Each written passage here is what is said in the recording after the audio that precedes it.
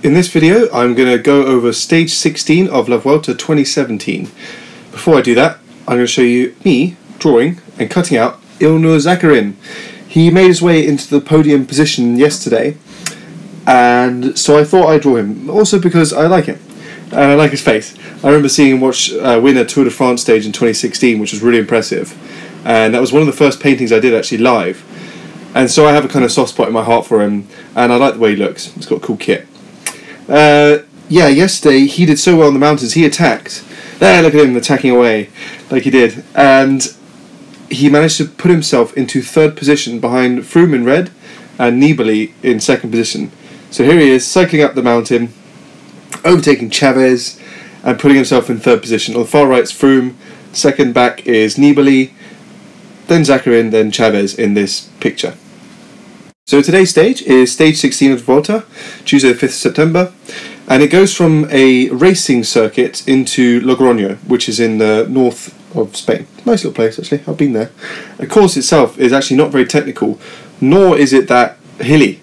So it's relatively flat, so it's going to favour the riders with the big legs and the big engines, rather than the little guys who can make it up the hills easily. And of course, as some of you will probably know, Chris Froome is being backed to win this stage, so we'll see what happens. As the riders take off one by one, they line up to the start point and then they get counted down, 3, 2, 1, you're off.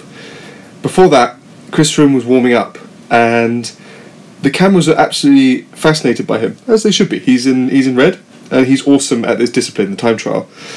And it was amazing to see, because even though they're Spanish cameramen, they really focused on him, and it felt like there was an aura surrounding him. So when he's made his way up to the line, as I'm depicting here, and he looked out upon the course, it was a really momentous occasion, I thought, because he's been doing so well in this Vuelta, and now here he is to shine at the thing that he does best. And so this picture for me just embodies that kind of moment where he's being crowned almost, before he's even raced, because the anticipation for his performance is huge and he really looks like he's going to do well.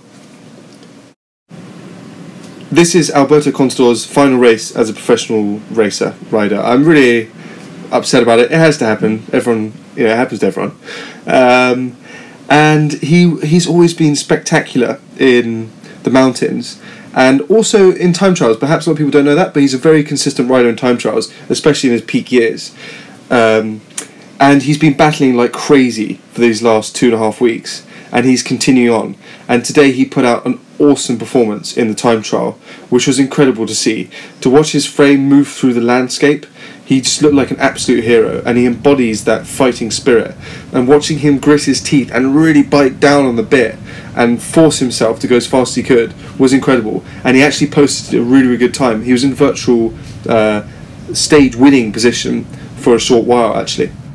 We're living in, I think, the golden era of British cycling, and Chris Froome is at the epicenter of this. He's superb in the mountains and he's awesome in time trials. I wanted to capture him whooshing around the course, quite simply. This is a period in our lives which might never repeat itself, who knows, but let's not think about that. Let's just appreciate what we have here, if you like Chris Froome. If you don't, then sorry. And I thought he's a very distinctive shape, and I wanted to capture that in this picture, and I wanted to capture the kind of ephemeral nature of movement, for one, and also to a degree that, this time is passing. This double, him performing the Grand Tour double of the Tour de France and then the Vuelta, if he does it, is immense. And there's a kind of beauty in that, and a kind of frailty as well in this picture, which I feel I've captured for me, maybe not for you. And there's the dreamlike quality of this as well comes out, and I'm very happy with this picture. I think all the lines and the forms are really nicely described, and it shows the speed. I really like this one.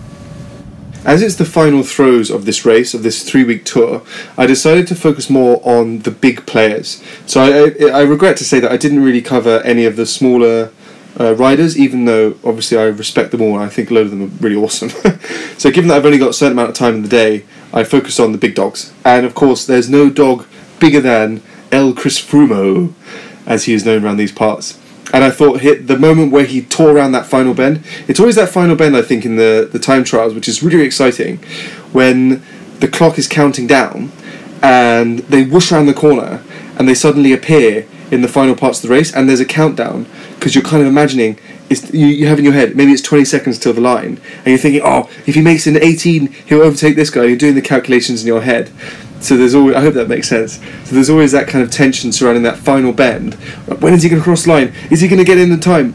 That's the feeling, and that's what this captures for me. And seeing this red dominant shape come round just looked awesome. And here is El Pistolero Alberto Consor in his final time trial as a professional cyclist. Seeing the veteran Spaniard tear across the course is absolutely charged with emotion. He's been such a superstar in this Vuelta, being able to light the action up at every turn, every opportunity, and to see his frame scorch the road is one that will be really missed. Everyone's been waiting for Chris Froome to absolutely demolish this time trial, and here he is waiting to take it on. It feels like the focus on him has created a kind of aura and expectation, and there's a real sense of anticipation as he lines up to take on this 40-kilometre course and really prove himself. As it becomes more and more obvious that Chris Froome's speed and power is something to be reckoned with, it almost feels like his presence on the course is like threatening everyone else, and as they can sense him on the road being hunted down, it really is quite nerve-wracking in a way. This has been an absolutely enormous tour, and every attack that people have put onto Froome, he's been able to match them, either through his team or him personally shutting them down. And today, he really proves why he's in red. He demolishes the course. He wins in emphatic fashion, and he stamps his name on the race. Absolutely incredible performance. Amazing. The battle for the red jersey rages on. Nibali drops back from 101 to 158, losing 56 seconds to Froome. Jesus, Chavez, see you later, man. He loses 4 minutes on the time trial. Love the guy, but sadly time trial is not his forte. Zakarin, rooting third yesterday, he drops back into fourth, losing 59 seconds to Froome. Oh, who's this? It's El Pistolero. He's dying to get on the ramp, and I really wanted to as well. He jumped 4 positions from 9th to 5th, and is 3:59 behind Froome in the GC. Such an exciting race. God knows what's going to happen next. I'm loving it. As I listen to myself talk about these paintings, I realise there's something which is really important to me, and I think you understand probably, but I wanted to make clear because it has helped shape my work, and me understanding this idea has really helped me. And it's that my work has something behind it. People talk about like a bigger picture of an artist or a business. For example, Tom's, first thing came to my head, that shoe company, they're not selling shoes, they're selling opportunities to poor kids. So with Tom's, if you buy a pair of Tom's shoes, this isn't an endorsement anyway, I haven't got a pair of Tom's shoes, but if you do buy them, they donate a pair of shoes to a poor kid who can't afford shoes. So there's something behind it which means something more, and I think people relate to ideas more than they relate to stuff. And so I've always been thinking about, what is my idea? What is the thing that you are relating to? Because they're just paintings, you know. And I'm just a person. But why are you connected to this and me and what I'm doing? And the idea that I feel informs my work and is the bigger idea, the bigger picture that I'm trying to add to and capture or embody in my work, is that time is fleeting, and I want to capture that. So my work, in short, is about capturing passing moments. And that can mean quite literally capturing a passing cyclist. But in a bigger way, I think it means capturing a fleeting emotion and excitement which you feel during specifically a Grand Tour. And that's what my paintings are doing. And as I was talking, something made sense in my head which I wanted to share. It's that in the watercolours, and there's ones that I've particularly done today, because they're watery and you can see through the paper, there's something about the quality of those colours and the texture which is dreamlike. And there's something frail in it at the same time as it's depicting these really strong athletes. There's a certain disappearing quality about them, and a movement as well, which really embodies what I'm trying to do, which is to capture these moments. And without going into too much depth, I just wanted to make that clear, that this is the purpose of this in a bigger way. Maybe this doesn't concern you and just ignore it. But that's what I'm trying to do. My work, and what excites me, is trying to capture something which is moving. Time and cyclists. So I hope that helps you in some way to understand what I'm doing, or maybe it's interesting, or maybe it's not. Thank you for making it this far in the vlog, or whatever. I suppose it is a vlog, isn't it? And if you click the subscribe button down here, then you will get my videos in your news feed. So do that if you like my work. If not, then do not do that. That's the wrong thing to do.